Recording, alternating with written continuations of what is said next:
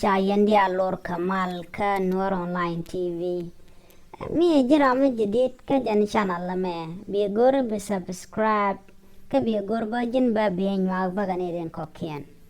اللي ربان لنجا جن غواسمه اللي رمشالات كتونات ngar medin me bangar panani tindit rewe ka Kenya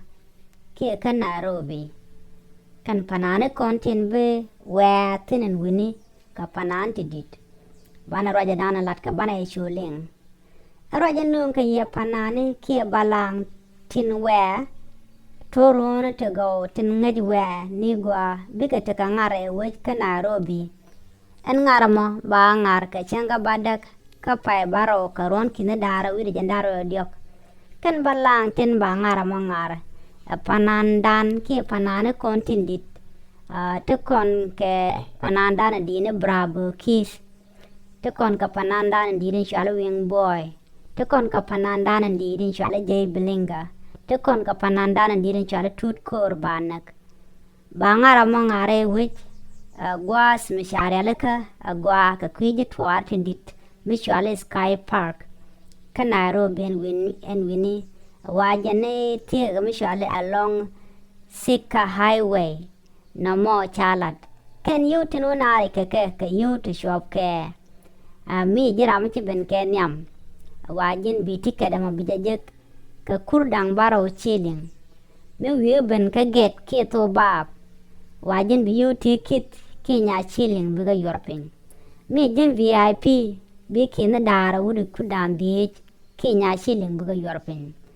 mi jira mu dire longo lo shi VIP shile bel bi kina dang jok wuri kudan di Kenya shilling buga yorpin te ka panane te changi ban tibe benten an gwasamo an gwas ngar kanamo cha ne te ngwan cha ke ngich ram kel chale arking power ram ro de chale nyarotin Ramadio dian chala X-Man TND Ramangwan dian chala Arking Fire Ramadi dian chala CJ Maya Rambakal dian chala Nyaro Tina Nyok Ramabaro dian chala Bubaroy Aran chipa ko bashuban gwas ngara nomo ngara mo bagwa long ngara mo mach ngara mo belit kan panana kon diditi bika ngara melilit bika nung rewich ka Nairobi siya gorbu pak kene kon kia panana kon dit